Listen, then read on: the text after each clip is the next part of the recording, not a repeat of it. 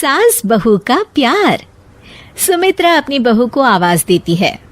अरे बहू, देख मेरा भाई आया है, जरा उसके लिए चाय नाश्ता तो लेती आ। क्या दीदी, चाय नाश्ते से क्या होगा, खाना मंगाओ खाना। अच्छा ठीक है, मंगाती हूँ। तभी सुमित्रा की बहू तारा हाथ में पर्स लिए बाहर आती है।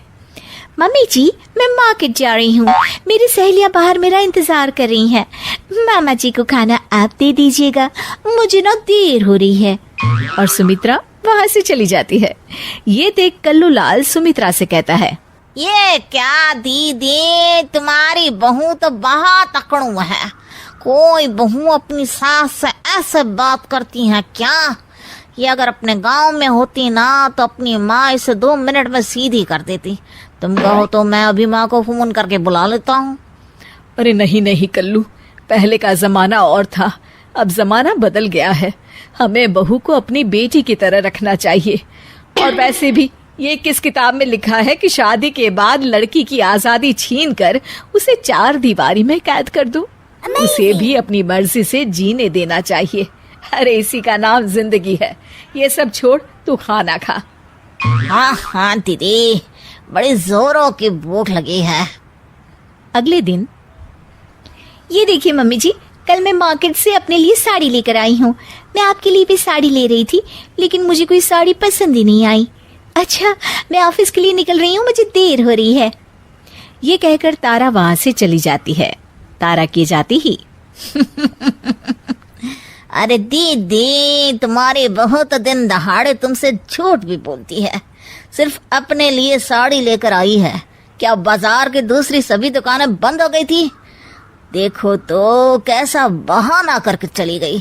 राम कसम दीदी, देख लेना, ऐसी बहुएं ज्यादा दिन अपनी सास से निभा नहीं पाती।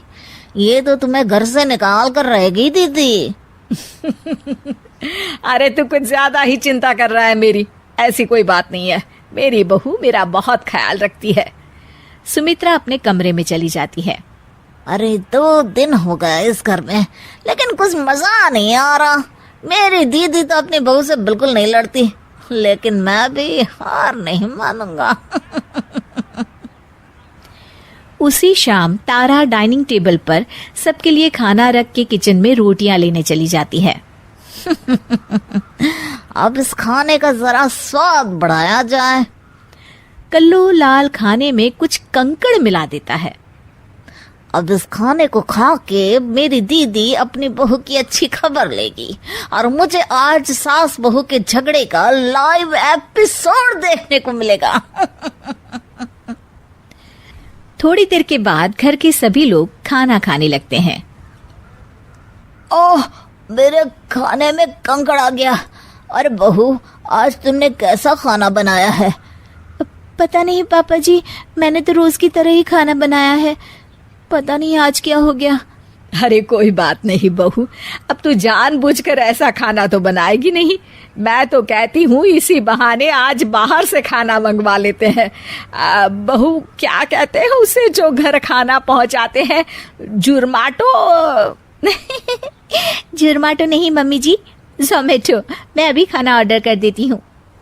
अपनी दाल गलती ना देख कल्लू लाल का चेहरा लटक जाता है।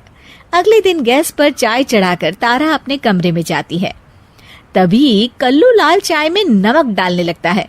तारा ये सब देख लेती है और फौरन मोबाइल में वीडियो बनाकर अपनी सास को दिखा देती है। अरे ये कल्लू तो अभी तक नहीं सुधरा।